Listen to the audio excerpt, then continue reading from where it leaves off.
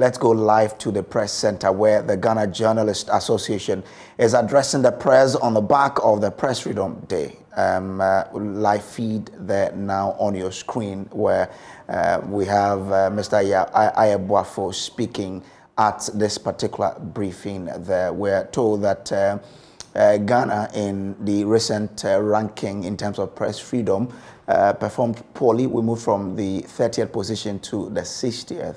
And there is a poor showing in nearly 2 decades. We'll be joining our colleagues at the press center there. So let's go to the press center there now, where the GJ is holding a press briefing. Whatever that we do in the management of the media is of prime interest to every one of us, and that is where we need to establish our individual and our collective responsibility in maintaining a media that is relevant, that is free, that is independent, but that which is equally responsible. You know, because at the end of the day, if we did not like totalitarianism, we equally did not like authoritarianism, so also did we not find comfort with libertarianism. And that's the reason why the Hutchins Commission in the US, at the end of the day, came out with a social responsibility theory.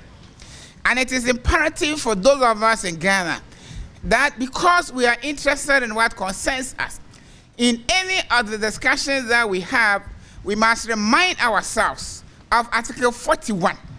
Now, Article 41 is a thrust of the philosophy of social responsibility. Now, what social responsibility means is this: that we must be free to express ourselves, but we must take responsibility for the free expression that we express. And so the bottom line in the discussion about media freedom on all that is this: that any one of us can say whatever that we want to say, and nobody should prevent us from doing that. But after we have said what we want to say, if it offends the sensitivities and sensibilities of other people, we must pay compensation. Because our rights is no more important than the right of anybody. And I think that one of the people that we admire in the US system, one of the former Chief Justice of the Supreme Court, he has said that if you shout fire in a crowded meeting place and somebody is trampled upon and that somebody dies, it is the responsibility of the one who cried a false cry of fire. Because normal human beings will not look at the source of the fire before they start running away. The right thing to do is to run to safety. And if in the course of everybody running to safety, they trample upon somebody, then it is the one who said fire who is the cause of that murder. And you cannot say that, oh, I only said it. Because sometimes that is the defense that some people put out. We only said it. And what is even more disturbing in recent times is the fact that I better have apologized. Now, if you do me wrong and you apologize to me, it doesn't make you right. And we need to understand it. We need to understand that the fact that you apologize for something is an admission of the wrong. And so if people hold you to account, don't just jump at it and say, but I have apologized. Why did you apologize? Why didn't you do what you should have done at the initial stages before you offended me? And now you assume that you can offend me because I am no human being. And just because you are a journalist, you think that you are more human being than another Ghanaian. Please, we must learn how to live together with each other. Let us discharge our responsibilities the way that it must be discharged. And when we do that, the rest of everybody will recognize and appreciate us. The only plea that we make to all Ghanaians is that we have provided for ourselves a constitution which says that free speech should not be criminalized. But it does not mean that free speech, people who are being free speech, must go scot-free. What it means, therefore, is that we should not use any force at any moment in dealing with matters of free speech, no matter how offensive. But we must apply the full scale of the law in resolving that matter. Anybody whose reckless speech leads into mischief must be made to pay for that mischief, but not through the use of physical force, but through the use of the rule of law. Because you see, the example that we give is this, that now there is daily graphic communications group. It has loaded newspapers in its van, and it is traveling. It gets to a junction. Yes, because there's free movement.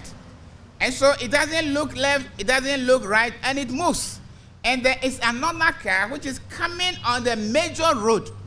And you are coming from a minor road, and on the assumption that you are free to move, you move. And you hit that other car. And if they ask you to repair that other car, you say you are flat. What kind of freedom is that?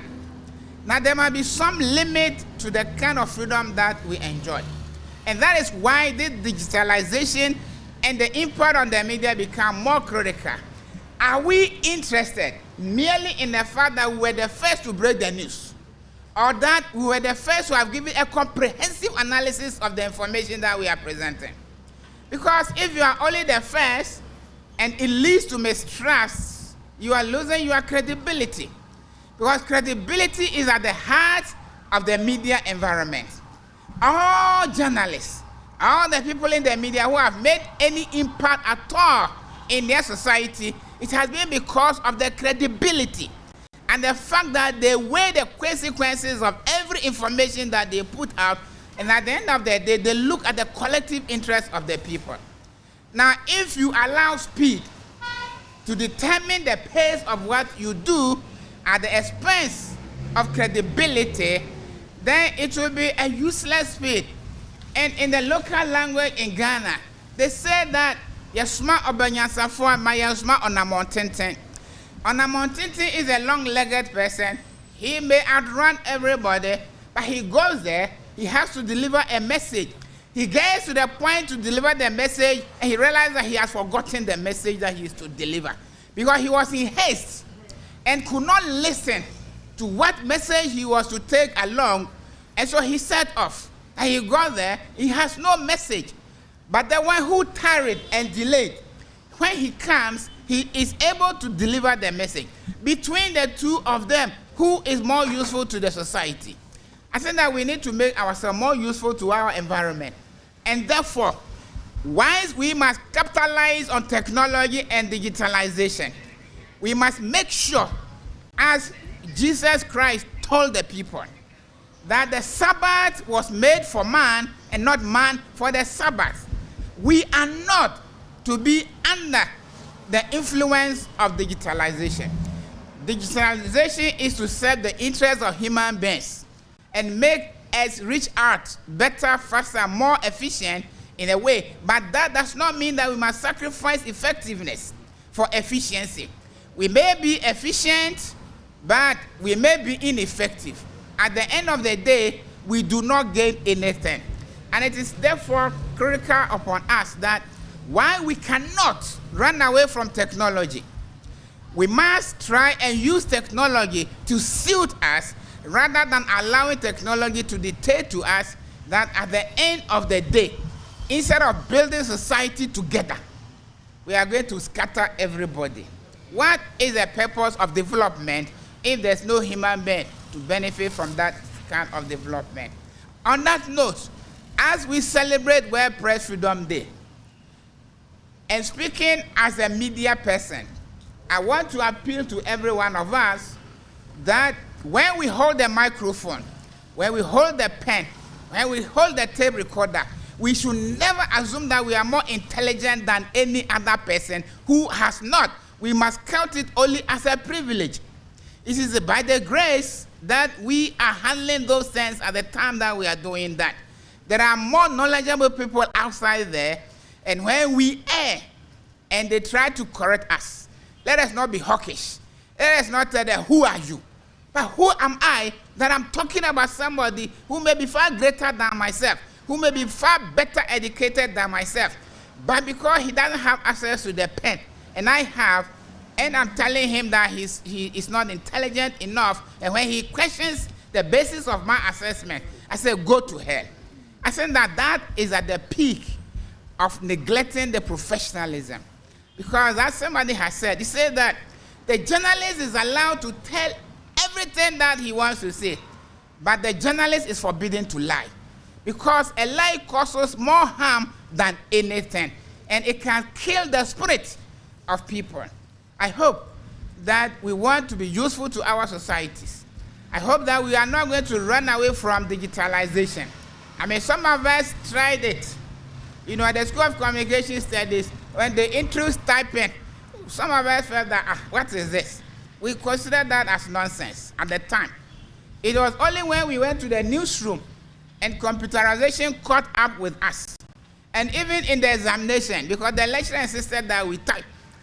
And every one of us nearly failed. Not because we are unintelligent, but because we were stupid in not learning, of using the type distance. And so the best that we got in that subject was B, when we could have gotten A and all that. It was when we got the results that we started thinking that, why did we do this to ourselves? Maybe today, when you have the microphone and you are talking, you think that you are doing somebody. One day, when you sit back and you see the danger that you caused, then you regret, but it will be too late. We accept this obligation. Then on that note, on the assumption and on the belief that we are going to be better journalists, we are going to be more professional in the way that we go about discharging our work, we are not going to allow digitalization to dictate to us, but we are going to dictate to digitalization. I accept to be the chairperson for this occasion, and I hope that every one of you will cooperate with me so that at the end of the day we say, oh, we had a very successful observation of world press freedom. So that was Mr. Yao Ayeboafo speaking at the press encounter there by the GJA on the Press Freedom Day. He basically is asking journalists and everyone involved in the press to be objective. Yes, you have your right, but be responsible as well, so that you know that whilst you're putting out any information, it should be factual. So that's basically the clarion call that let us all ensure that we are responsible enough to practice objective journalism there. We'll take a quick break. When we return, we'll have business for you here on the news desk.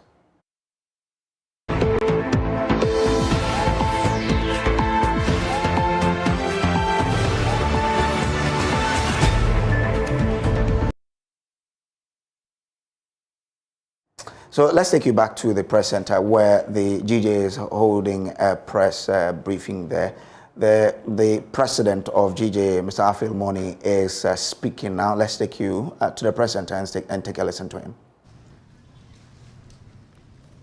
Executive Secretary of GIBA, Rep of Community Radio Network, Vice President GJ, other national executives, editors, senior journalists, media partners, distinguished ladies and gentlemen. It is with a heavy heart that I welcome you all to the 2022 World Press Freedom Day. Heavy heart because of Ghana's latest ranking in the World Press Freedom Index, which is depressing enough to effect dramatic mood swings from one of celebration to that of lamentation. Indeed, a drop in ranking had been anticipated due to a confluence of anti-media factors, but never did we expect the drop to be so precipitous, third in Africa and 10th in the world. 30th in the world to 60th, 100% decline. We watched with shudder and heard with shiver the merciless arrests, reckless attacks, and animalistic disregard for the rights of journalists, even in the line of duty. The deterministic outcome has been a sharp deterioration of the safety of journalists. That threat reigned on investigative journalists also went uninvestigated, let alone punished, while law enforcement officers who were supposed to protect journalists rather brutalize them. 3 years on the spin, the assassination of Ahmed Swale of Tiger Eye fame, in the most heinous of circumstances, has been a stain on Ghana's reputation as a land of freedom and justice, a citadel of media freedom, and a beacon of democratic accomplishments in Africa. Assurance upon assurance of arresting the perpetrators have remained a hollow rhetoric. Soon after his appointment last year, we received with hope that the announcement by the IGP, Dr. George Kufu Dampare, that a special unit had been established by the police to handle all such unresolved cases of brutalities against journalists. That hope is wobbling.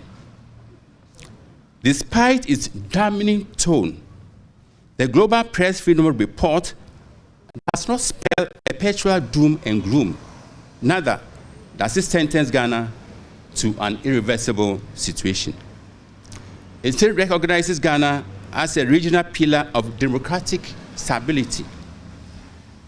In this regard, no institution comes near the media in terms of contributions to the country's democratic baseline, participation, which is a key cornerstone of good governance, and the fight against corruption. By strengthening their independent streak, solidifying their objective bent, amplifying their critical voice, and deepening their robust foothold, a vertiginous rise again on the global media league table is possible. The drive for resurgence calls for a clear, radical, and resolute stance to deal surgically with the cancerous spread of impunity. Impunity ignites a self-propelling and re-energizing cycle, which becomes hellishly difficult to defeat if it's not tackled from the root. And the root approach is applying the law fairly and squarely to all offenders at all times, regardless of their partisan stripes, material wealth, or social standing. We note with regret that the broadcasting bill designed to address some of the lingering challenges on the airwaves has been incubating for far too long.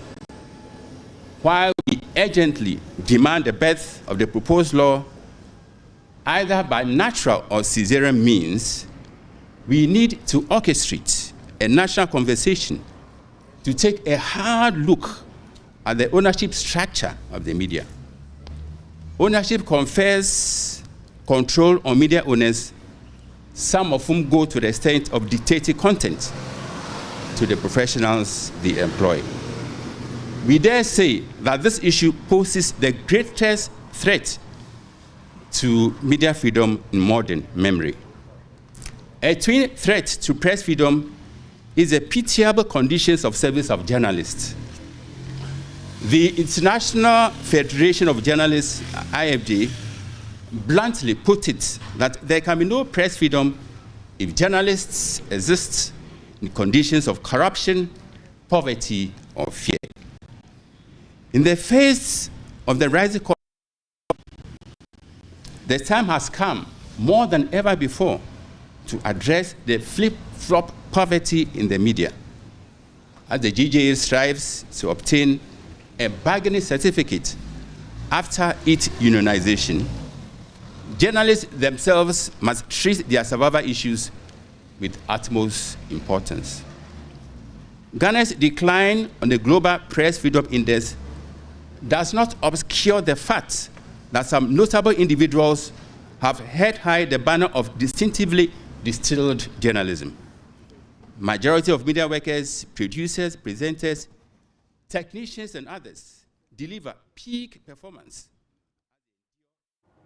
So that was the GJA president.